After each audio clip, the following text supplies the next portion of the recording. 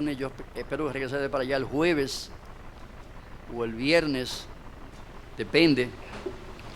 Vamos a orar por eso también, hermano, en esta semana. Y si usted puede tirar su ayuno también, se lo agradecemos encarecidamente. Dos motivos especiales.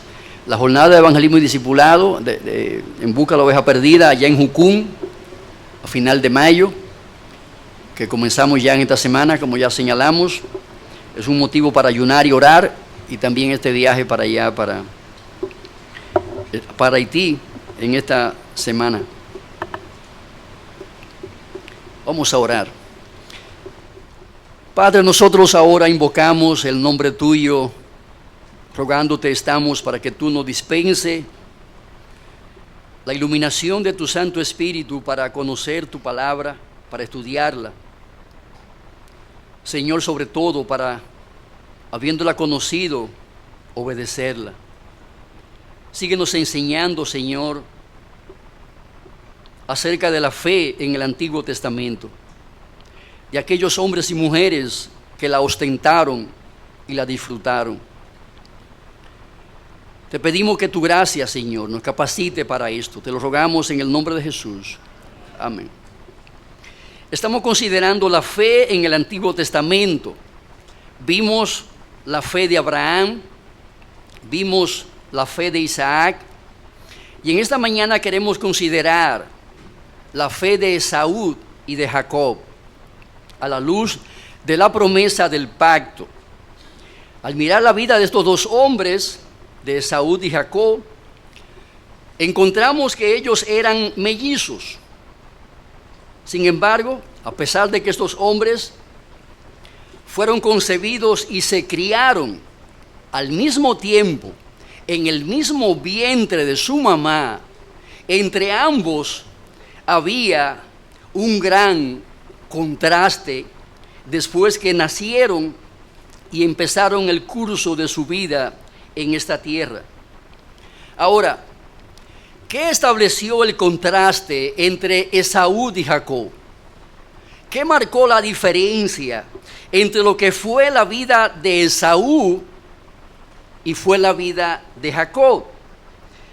Ambos hombres nacieron el mismo día, crecieron bajo el mismo techo, se comían la misma comida que su mamá cocinaba en el mismo cardero. De seguro que sus padres les enseñaban las mismas lecciones con relación a la promesa y al pacto que Dios había hecho a su abuelo y a su padre. Sin embargo, a pesar de todas esas cosas en común que tenían, es obvio que en la vida de ambos había un gran contraste, porque había una gran diferencia en la base que sustentaba sus vidas. Esa diferencia tan radical que había en la vida de estos hombres, ambos mellizos, la determinó la fe en la promesa. La fe en la promesa que Jehová Dios le había dado a su abuelo Abraham, y la misma se la había reiterado a su padre Isaac. Aunque ambos fueron concebidos, aunque ambos crecieron y nacieron el mismo día del mismo vientre, eran muy diferentes en su mentalidad, eran muy diferentes en su estilo de vida, eran muy diferentes en la pauta de vida que cada uno experimentaba en su diario vivir. Proverbios capítulo 23, versículo 7 nos dice: porque cuál es su pensamiento en su corazón, tal es él. Come y bebe, te dirá, mas su corazón no está conmigo. Aquí queremos, en primer lugar, hacer una pregunta. ¿Qué determinó la diferencia radical que había entre el carácter de Esaú y el carácter de Jacob?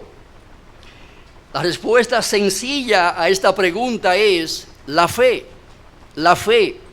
La fe marcó el contraste, estableció la diferencia que había entre el carácter de un hombre y el carácter del otro. Los pensamientos de Jacob estaban influenciados y controlados por la promesa que Dios le había dado a Abraham. En Génesis capítulo 12, versículos 2 al 3, donde Dios le había dicho a Abraham: y haré de ti una nación grande, y te bendeciré, y engrandeceré tu nombre, y serás bendición. Bendeciré a los que te bendijeren, y a los que te maldijeren maldeciré. Y serán benditas en ti todas las familias de la tierra. Esta promesa resonaba en el oído de Jacob como una dulce canción que destilaba esperanza, que destilaba gozo, que destilaba alegría para su alma. Es obvio que Jacob creía la promesa. Esta promesa que Dios le había dado a Abraham, su abuelo, era el corazón de su propia vida. Él creía en ella, tenía fe en ella, amaba esa promesa, deseaba profundamente en su corazón el cumplimiento de esta promesa en su propia experiencia y vida. Aunque físicamente Jacob estaba descalificado para recibir la promesa por cuanto no era el primogénito, sin embargo su corazón, sus pensamientos, su vida total giraban en torno a esa promesa extraordinaria.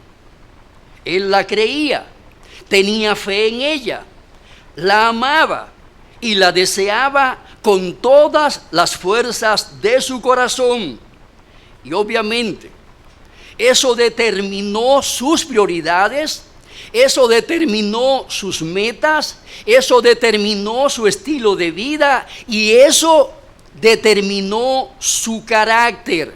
Pero también eso también determinó su búsqueda incesante de esa promesa. Por el contrario, Esaú, aunque era el legítimo heredero de la promesa hecha por Jehová Dios, no la creía, no la valoraba, no le daba ninguna importancia. Por ende, esta promesa no formaba parte del tejido que formaban sus pensamientos. Aunque conocía la promesa, no la creía. Como no la creía, no la amaba. Y como no la amaba, tampoco le interesaba. No le interesaba ser el primogénito.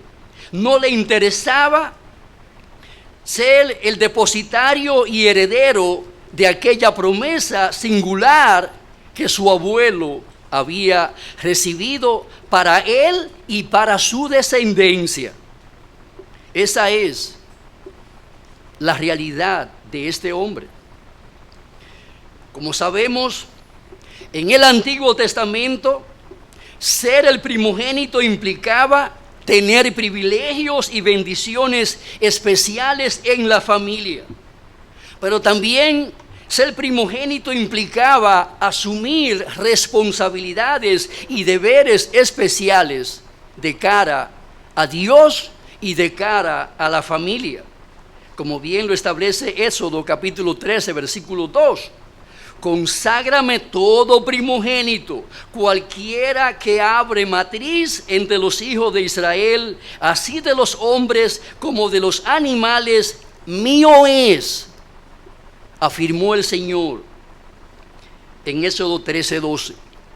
Ese principio era algo que se practicaba en el contexto del Antiguo Testamento. Para Abraham e Isaac, la promesa hecha por Jehová Dios a ellos y su descendencia era la meta suprema de todos sus deseos. Era la meta suprema de todos sus anhelos. Era la meta suprema de todos sus ensueños. Este era el corazón de su esperanza. Nada era más importante, más valioso y más trascendental que eso.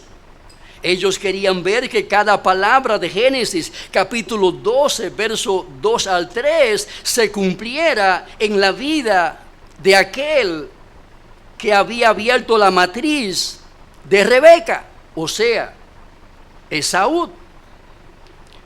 Dios le había dicho a Abraham: haré de ti una nación grande. Te bendeciré, engrandeceré tu nombre, serás bendición. Bendeciré a los que te bendijeren, a quienes te maldigan también los maldeciré. Serán benditas en ti todas las familias de la tierra. Eso era lo que en resumen Dios le había prometido a esta familia. Y obviamente, amados hermanos, para creer eso había que tener fe, de lo cual carecía Esaú. Haré de ti una nación grande.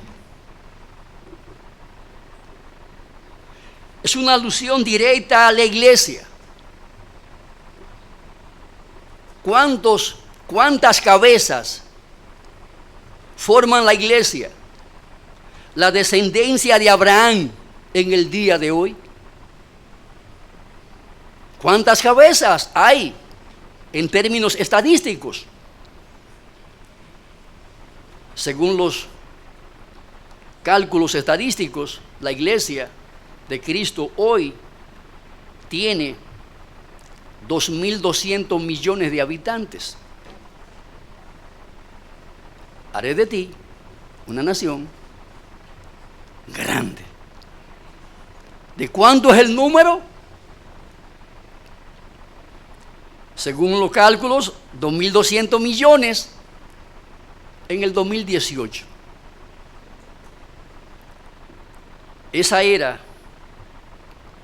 la meta que quería alcanzar Abraham. Esa era la meta que quería alcanzar Isaac. Y esa era la meta que debía alcanzar Esaú. Pero estaba incapacitado, estaba imposibilitado. ¿Por qué? Porque le faltaba la fe. Te bendeciré. ¿Cumplió Jehová la promesa? 2.200 millones habla del tamaño de esa bendición, del alcance de esa bendición. Engrandeceré tu nombre. Ser el padre espiritual de 2.200 millones, ¿qué nos revela? Que el nombre de esa persona ha sido singularmente bendecido, prosperado, engrandecido. Serás bendición. ¿A cuántos ha alcanzado a través de los siglos esa bendición prometida? ¿Cuántos creyentes han habido a partir del día en que esa promesa fue dada, recibida, creída y practicada por Abraham? ¿Cuántos han recibido esa promesa, esa bendición? ¿Podemos calcularla? Por supuesto que no. Cuando a Juan le mostraron la ciudad de Jerusalén,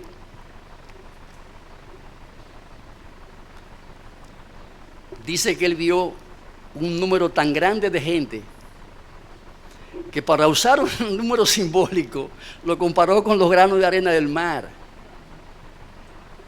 Su número era tan exorbitante como el número de granos de arena que hay distribuido en todas las playas del mundo. Para hablar obviamente de la cantidad de creyentes que él vio allí. la singularidad de esa bendición. Qué gran problema para la familia. Había en esos días en que el heredero de la promesa era nada más y nada menos que un incrédulo.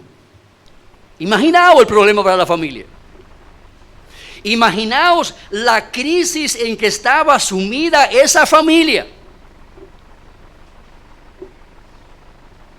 Porque es obvio que para Isaac y Rebeca, ese muchacho no estaba respondiendo a los intereses de esa promesa. Sus intereses no estaban en Canaán la celestial, sus intereses estaban en lo terrenal. Los padres eran conscientes de eso. No cogía lecciones bíblicas ni a palo. Era un rebelde, un contumaz, un malcriado. A regañadiente acudía a la cita en el altar, que continuamente levantaban para adorar a Dios como familia patriarcal que eran. Esto sin lugar a duda que representó un gran problema para esa familia, porque a quien le tocaba recibir, creer y practicar esta promesa no era un hombre de fe, era un impío. Él no estaba interesado en nada de eso. Por más que su padre y su abuelo insistían en que creyera, a él no le importaba, no le interesaba, no representaba esto ningún tipo de interés en lo particular. Es obvio que a este hombre solo le interesaba cazar venados, comer venados, comer y comer y comer. Era todo lo que le interesaba. Porque como dice el refrán, comamos y bebamos, que mañana moriremos.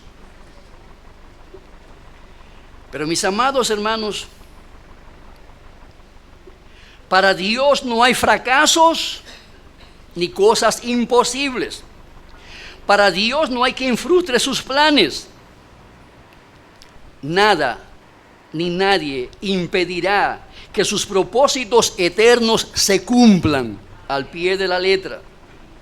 Si bien es cierto que Abraham e Isaac fracasaron en la preparación de Esaú para heredar la promesa, sin embargo, Dios no fracasó en ese plan, en ese proyecto, en esa meta de producir, de crear, de establecer a un hombre en quien depositar la promesa y la primogenitura que habría de disfrutar en lo adelante.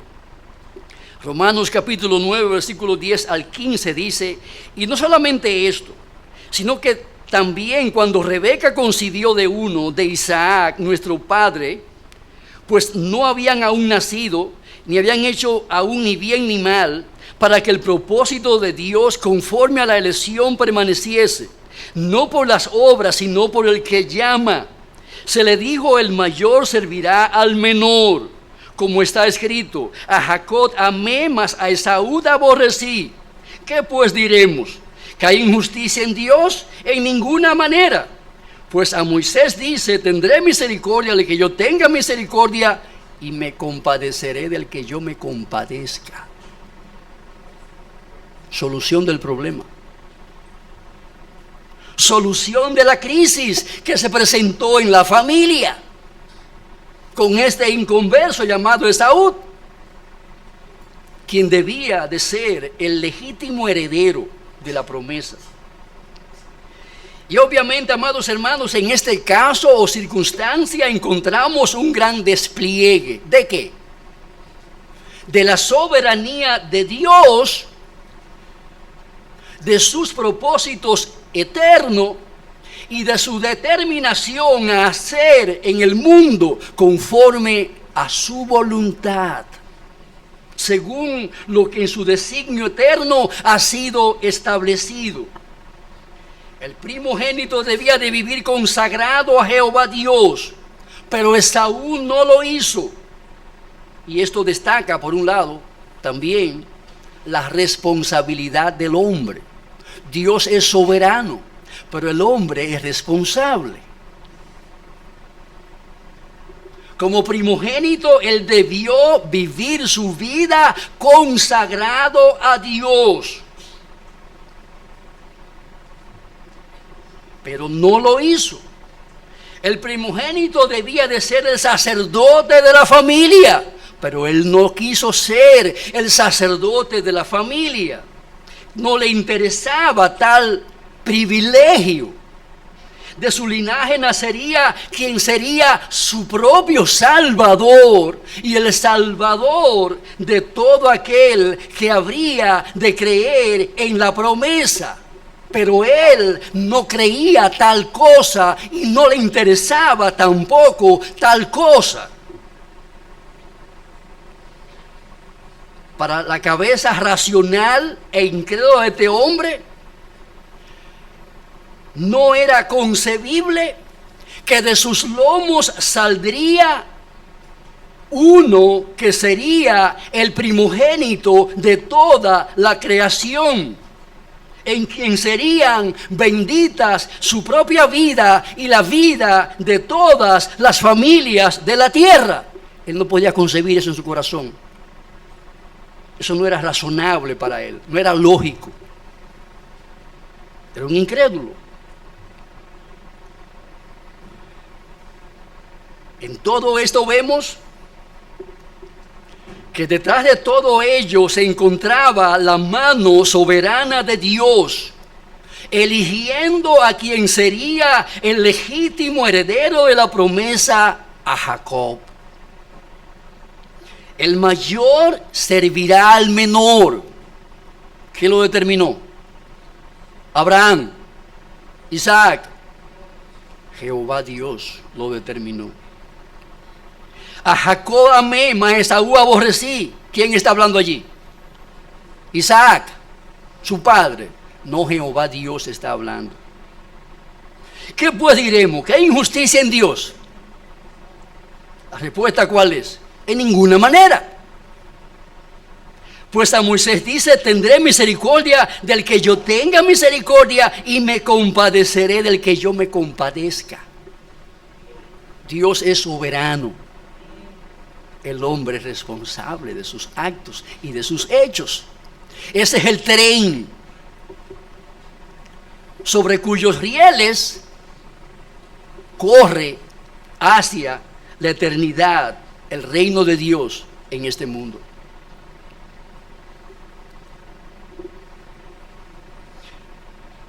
Nos enseña la palabra de Dios que el primogénito del linaje de Abraham tendría privilegios especiales debido a la promesa que habría de recibir.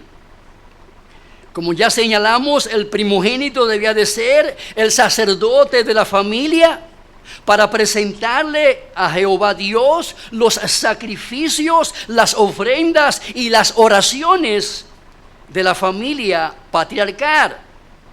Las condiciones para mantener esa primogenitura la encontramos claramente enseñadas en la Biblia. Primero que nada, debía de ser alguien que dedicara su vida a Dios, alguien consagrado a Dios y a sus propósitos conforme a la promesa. Debía de ser alguien que obedeciera puntualmente la ley de Dios. Y está claro, amados hermanos, que Esaú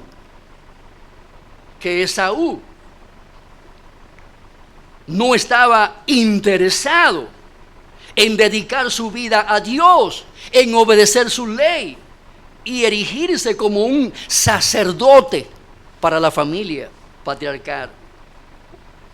Esaú no le interesaba el sacerdocio, no le interesaba el pacto y las promesas contenidas en el pacto, no le importaba que de su linaje naciera el Redentor del mundo. nada de eso le importaba, no le interesaba. En cambio, Jacob amaba esa promesa porque creía en ella, creía que era una gran bendición y un gran privilegio ser amado de Dios y ser a su vez el heredero legítimo del pacto y de las promesas contenidas en ese glorioso pacto que Jehová Dios había hecho con Abraham e Isaac. Por eso vemos que este hombre buscó la primogenitura y consiguió ese privilegio. No con engaños, sino montando un restaurante de comida rápida. Vendiendo comida rápida. Porque este hombre necesitaba comida rápida. Porque estaba con una hambre que necesitaba comida inmediatamente. Como bien nos enseña Génesis 25-29, y guisó Jacob un potaje, y volviendo Esaú del campo, cansado, dijo a Jacob: te ruego que me des a comer de ese guiso rojo, pues estoy muy cansado. Por tanto fue llamado su nombre Edom. Y Jacob respondió: véndeme en este día tu primogenitura. Entonces dijo Esaú: he aquí yo voy a morir, ¿para qué pues me servirá la primogenitura? Y dijo Jacob: júramelo. Júramelo en este día. Y él le juró y vendió a Jacob su primogenitura. Ahora, mis amados hermanos, ¿qué nos enseña este negocio realizado por Esaú? ¿Qué lecciones nos deja este negocio, esta compra y venta de un plato de lenteja? Primero que nada nos enseña, mis amados hermanos, que Esaú no creía en la vida después de la muerte. Esaú no creía en la vida después de la muerte. De ahí sus palabras: he aquí que yo me voy ¿a qué? A morir. No creía en la vida después de la muerte. Yo no necesito esa promesa. Eso fue lo que él dijo. No necesito ese pacto. Yo no necesito ser un sacerdote. No necesito tener un salvador. ¿Por qué? Porque después de la muerte no hay vida. No hay nada que buscar después de la muerte. ¿Para qué pues me servirá la primogenitura si después de la muerte no hay un juicio final? ¿Para qué sirve eso? Si no hay un infierno después de la muerte, ¿para qué me sirve ser el primogénito? ¿Para qué las promesas? Eso no sirve para nada. Si después de la muerte no hay un cielo, ¿para qué me sirve la promesa? Eso no sirve para nada.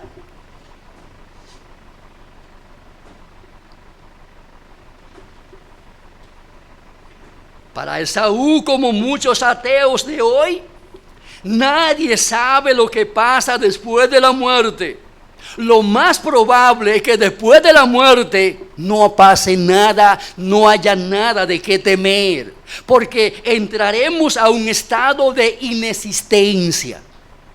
Entonces, si después de la muerte entramos a un estado de inexistencia, ¿para qué preocuparse en prepararnos para algo que sucederá después de la muerte? Si en verdad no hay muerte, no hay nada después de la muerte. Esa fue su conclusión. Ese era su argumento. Esa era su convicción, su creencia. Y a partir de ahí negoció su primogenitura. Porque no creía en la vida después de la muerte. Como argumenta un filósofo ateo, No hay prueba científica de que la vida continúe después de la muerte. La idea de que el alma o espíritu se separa de nuestros cuerpos y continúa viviendo después de la muerte simplemente no es sostenible a la luz de los conocimientos científicos actuales. Esa fue la conclusión de Jacob, de Esaú. Y es la mentalidad de todos aquellos en la raza humana que viven, actúan y se comportan como Esaú. No hay vida después de la muerte. Comamos y bebamos, que mañana moriremos.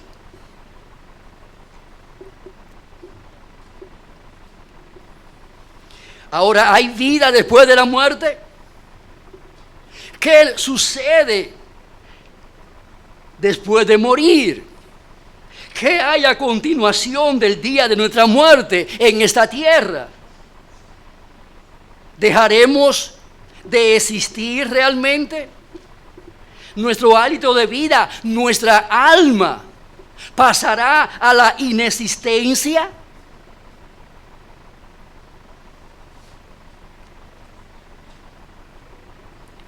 ¿Hay realmente algo después de la muerte que llamamos cielo, que llamamos infierno? ¿Existe tal cosa? ¿Seguiremos viviendo después de la muerte? ¿Tú seguirás vivo después de la muerte?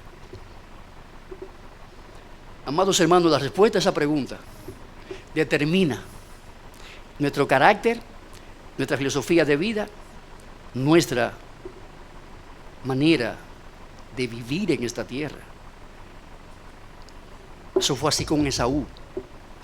Esa realidad es la realidad que vive cada ser humano. Su respuesta a qué hay después de la muerte, si es incrédula, vivirá como Esaú. Si es creyente, vivirá como Jacob. Asido de la promesa, aguardando la promesa, amando la promesa, esperando la promesa del Señor. Vivirá así. Todo el negocio lo hará enfocado en eso.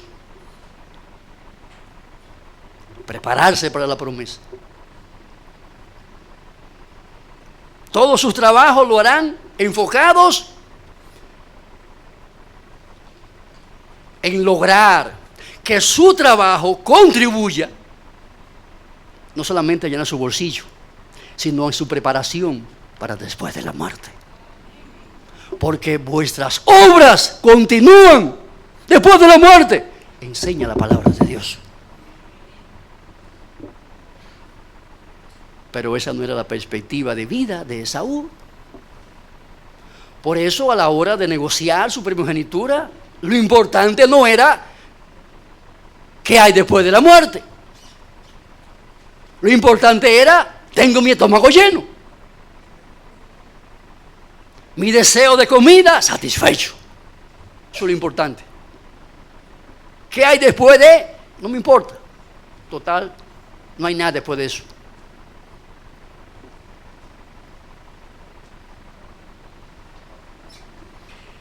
Amados hermanos, la resurrección del Señor Jesucristo de los muertos es la prueba de las pruebas de la vida después de la muerte. Oiga bien lo que estoy diciendo. La resurrección del Señor Jesucristo es la prueba de las pruebas de la realidad de la vida después de la muerte. Juan 11:25, yo soy la resurrección y la vida. El que cree en mí, aunque esté muerto, vivirá. Y todo aquel que vive y cree en mí, no morirá eternamente. Y esa palabra la pronunció delante de un sepulcro donde había un cadáver. Y para probar que sus palabras eran ciertas, ciertísimas y verdaderas, a ese cadáver le dijo: Lázaro, ven fuera. Y de allí escupió el sepulcro a este hombre lleno de vida, aunque su cuerpo hacía 3 días que estaba experimentando los efectos de la descomposición por el hecho de que su alma ya no estaba allí. El que cree en el Hijo tiene vida eterna.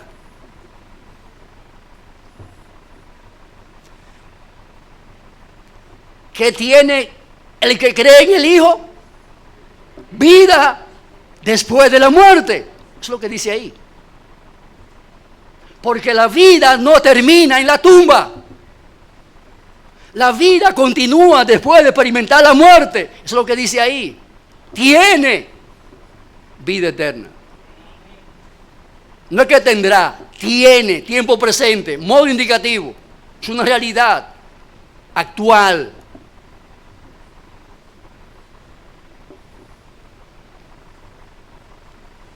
¿Cesará en algún momento esa vida eterna?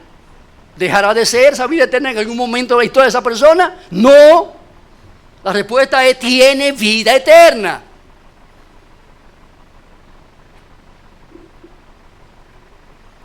Pero el que rehúsa creer en el Hijo no verá la vida, sino que la ira de Dios está sobre él. ¿Cuándo? ¿Solamente mientras vive aquí en la tierra? No, por la eternidad. Por la eternidad tendrá la ira de Dios sobre su cabeza.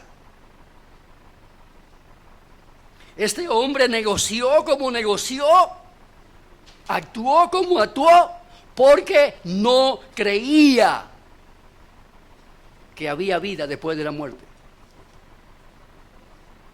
Segundo lugar, su actitud también revela que él era un hombre profano.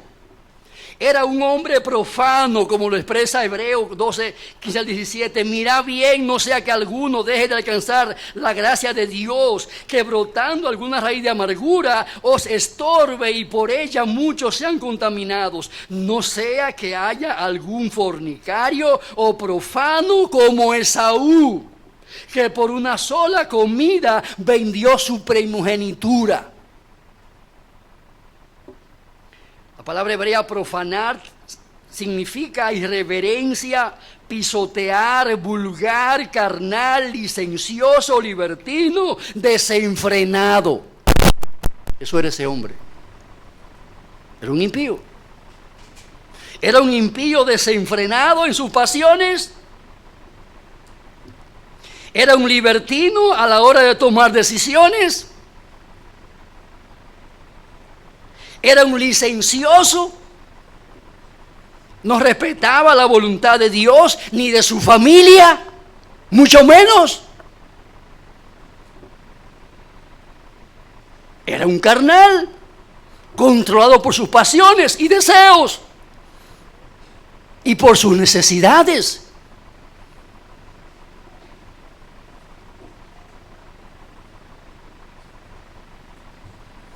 Era un individuo vulgar, un vulgar. Alguien que no actuaba con comedimiento.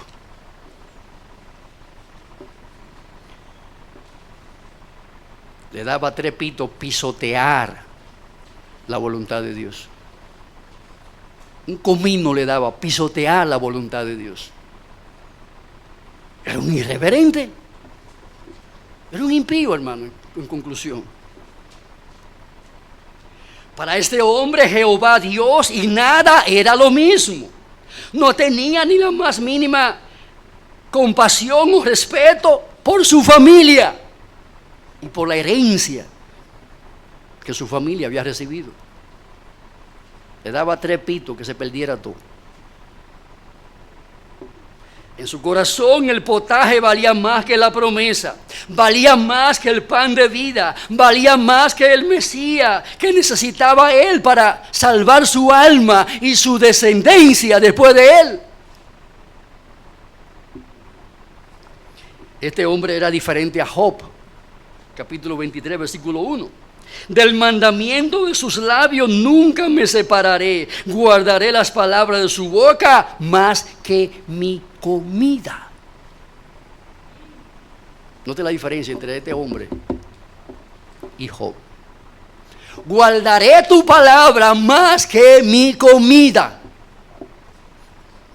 Si me ponen un plato aquí y tu palabra aquí, y tengo que decidir qué es primero, ¿qué dice Job que hará? Comeré tu palabra. Comeré tu palabra antes que desobedecer tu voluntad. ¿Existe alguna similitud entre tu vida y la de Saúl? Esa es la pregunta que debes responder tú en particular. Tercero, Esaú era un hombre que amaba más su cuerpo que su alma. Velaba más por el bienestar terrenal que por el bienestar espiritual de su alma. Note su reacción después de comer de su potaje. Comió, bebió, se levantó y se fue. Note los 4 verbos que hay ahí. Los 4 verbos describen su actitud, su conducta, su accionar. Comió, bebió, se levantó y se fue. No lo vemos ahí dando gracias a Dios por el plato de lenteja. No lo vemos ahí procurando saber si era la voluntad de Dios que hiciera ese negocio. No lo vemos que se levante de la mesa con un corazón agradecido por el plato de potaje. Estos verbos muestran sus acciones, muestran la ligereza de su carácter, la superficialidad y liviandad con que él veía la promesa que Dios le había dado a sus padres. Después de darle gusto a su paladar y de llenar su estómago, su conciencia estaba apagada. Nada le decía de lo mal que había actuado. Su conciencia estaba en silencio. Por eso vemos que comió, bebió, se levantó y se fue por ahí. Tranquilo. Contento. Aunque después lloró lágrimas de sangre. Contento se fue por ahí. Porque, ¿qué dice la gente? Barriga llena, corazón contento. Se fue contento por ahí. ¿Qué diferencia fue la respuesta de Esaú a la respuesta del Señor Jesucristo cuando el diablo le propuso que convirtiera las piedras en pan después de 40 días de ayuno y de oración? Cuando el diablo le propuso que convirtiera las piedras en pan, ¿qué le respondió el Señor Jesucristo? Escrito está, no solo de pan vivirá el hombre, sino de toda palabra que sale de la boca de Dios. Esa fue la respuesta que le debió dar Esaú a Jacob. Pero tú estás loco. Recuérdate que no solamente de pan vivirá mi cuerpo, también de la palabra de Dios. Ella es necesaria para mi alma. Es radicalmente diferente fue la respuesta. Amados hermanos, en cuarto lugar, Esaú era un hombre sin discernimiento espiritual. Era un individuo sin discernimiento espiritual. La frase así menospreció la primogenitura nos permite ver que este hombre estaba ciego y era incapaz de discernir entre el bien y el mal, entre lo bueno y lo malo para su vida. La palabra discernimiento es la palabra hebrea, la palabra griega diacrino, traducida como separación, hacer distinción, juzgar. Este hombre carecía de diacrino.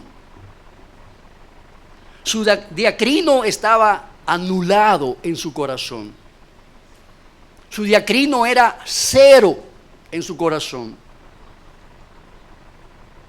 No podía distinguir, separar entre su necesidad de comida y las consecuencias que para su vida traería hacer ese negocio que le habían propuesto. Amados hermanos, la capacidad de discernir que nos da el Espíritu Santo es lo que nos capacita para hacer distinción entre el bien y el mal, entre lo falso y lo verdadero, entre lo que nos conviene y no nos conviene, a la luz de los ojos de la palabra de Dios.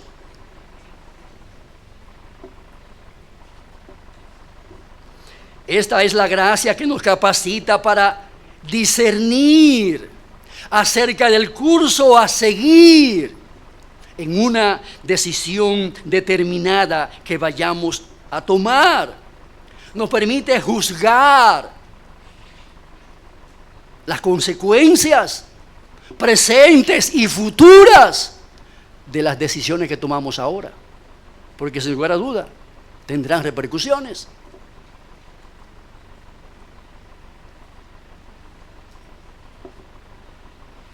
Era un hombre sin discernimiento, sin perspicacia, controlado por su estómago enteramente. Finalmente, amados hermanos, en quinto lugar, el no creer la promesa le llevó a casarse mal. No creer la promesa le llevó a casarse mal. Y cuando Esaú era de 40 años, 40 años, soltero, ¿qué pasó ahí? Tomó por mujer a Judith, hija de Beri Eteo, y a Basemat, hija de Elón Eteo, y fueron amargura de espíritu para Isaac y para Rebeca. ¿Por qué? ¿Por qué fueron amargura de espíritu para los padres de Esaú? Amados hermanos, ese fue el tiro de gracia. O el tiro desgraciado, pongámoslo así mejor. Ese fue el tiro desgraciado que este hombre dio a su primogenitura, a su derecho a heredar la promesa que Dios le había legado a su abuelo y a su padre. Su decisión de casarse con cananeas, con mujeres paganas e idólatras, ajenas a la familia del pacto de Dios con Abraham, nos dice porque Dios lo llama a él profano. ¿Por qué era un profano? Porque no tomaba en cuenta a Dios para nada. Ni siquiera para algo tan trascendentalmente importante como lo era el matrimonio, tomó en cuenta a Dios. Y no te la desfachate de este individuo. No se conformó con una. Cogió dos, como si fuera poco. Tomó dos mujeres, paganas las dos.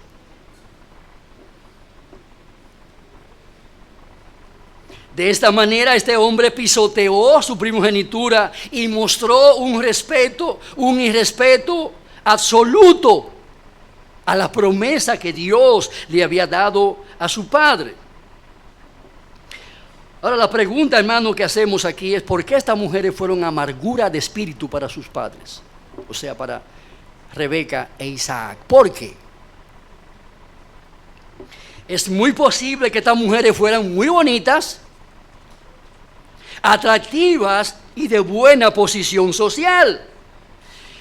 Estas mujeres eran bellas por fuera, pero muy feas por dentro. Y esa feura fue la que llenó de tristeza el corazón de los suegros de ellas.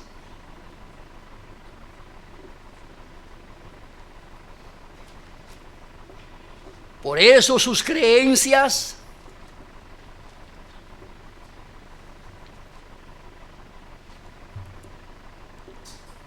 sus prácticas idolátricas y pecaminosas se convirtieron en una fuente de amargura para Esaú, para Isaac y Rebeca.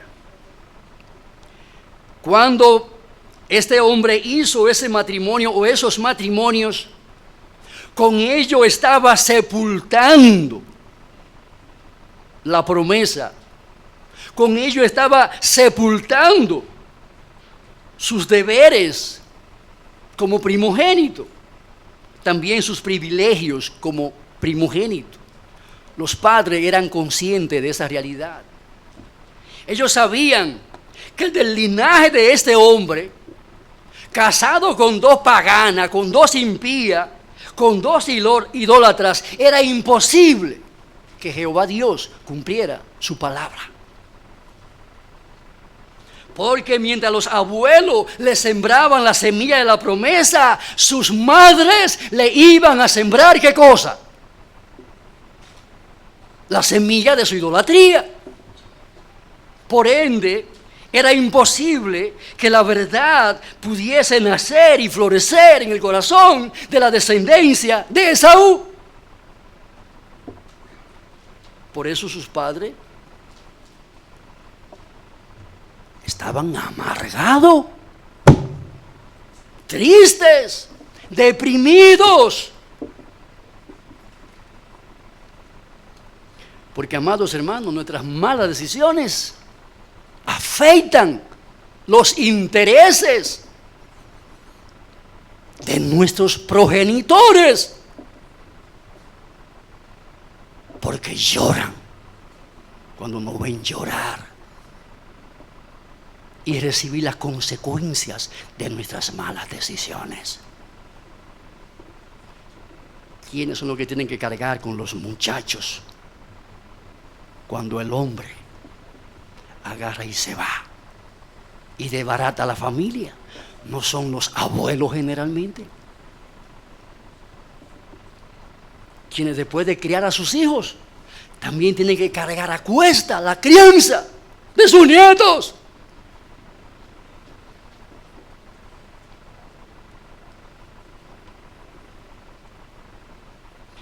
Por eso, hermano, esta gente estaba triste. Fueron amargura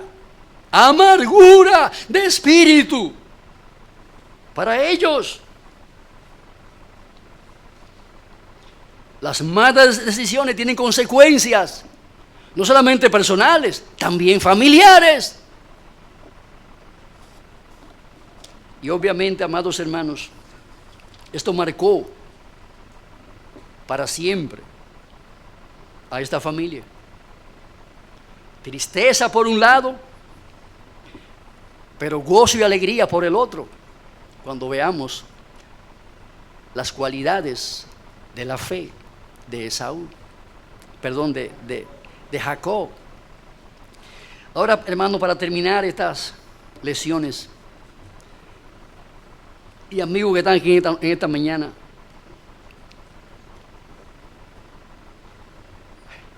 Esaú y Jacob representan a toda la raza humana. Las cualidades del corazón de Esaú son las cualidades propias de un impío. ¿Son las tuyas, las que hemos descrito aquí? ¿Es tu corazón como el de Esaú? Esaú no creía en la vida después de la muerte. ¿Y tú? ¿Crees en la vida después de la muerte? Y por eso has recibido con toda solemnidad y seriedad la palabra de Dios, las promesas contenidas en la palabra de Dios. Tú las recibes y las crees. Y son ellas las que controlan tu modo de vida, tus decisiones, tu conducirte diario en esta tierra. ¿Eres realmente controlado por esas verdades bíblicas?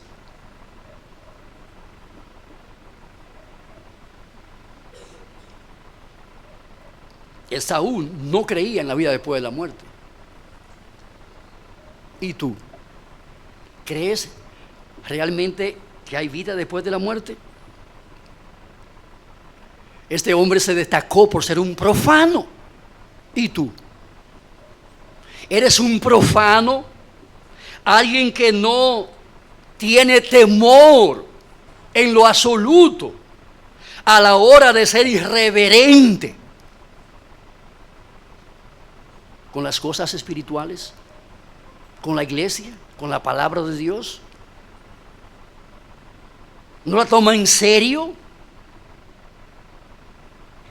Te da un pito pisotear la voluntad de Dios, que tú muy bien conoces. Porque te ha sido enseñada con claridad. Actúa de manera vulgar, carnal, licenciosa a la hora de asumir responsabilidades en la iglesia para hacer la obra de Dios. Eres un libertino y desenfrenado a la hora de dar satisfacción a los apetitos de tu carne, de tu naturaleza caída, de tu corazón corrupto y engañoso. Eres un licencioso.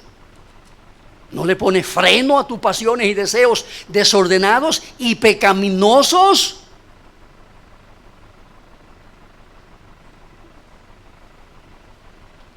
No te importa la religión de tus padres. Ese era Esaú. Te identifica tú con esas cualidades. Te describen a ti esas cualidades.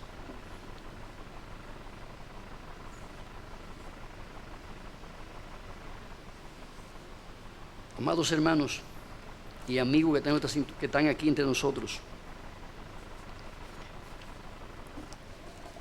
la gracia de Dios es lo que hace la diferencia. Y hay gracia disponible en Cristo Jesús para cambiar tu corazón de Esaú en el corazón de un Jacob. Hay gracia en Cristo. El que oye mi palabra y cree al que me envió, dice la palabra, obtiene la vida eterna.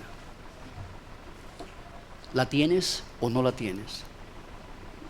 Que Dios te dé la gracia de recibir la palabra como lo que ella es, la palabra de Dios. No te vayas de aquí en esta mañana sin reconciliarte con el Señor. No te vayas de aquí como se fue Esaú. Comió, bebió, se limpió los dientes, se enjuagó la boca,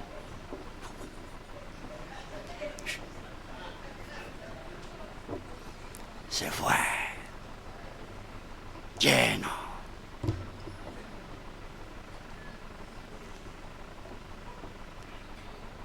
Un rato más tarde la andaba buscando, despavorido, pero ya era tarde.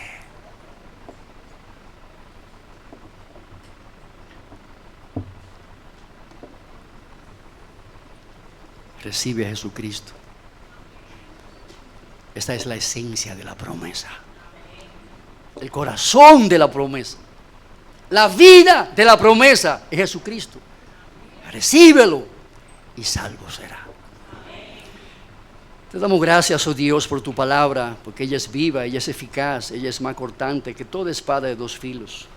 Ella penetra, Señor, a nuestros corazones, ella discierne nuestros pensamientos, ella nos hace ver como en un espejo lo que somos y nuestra necesidad de un Salvador.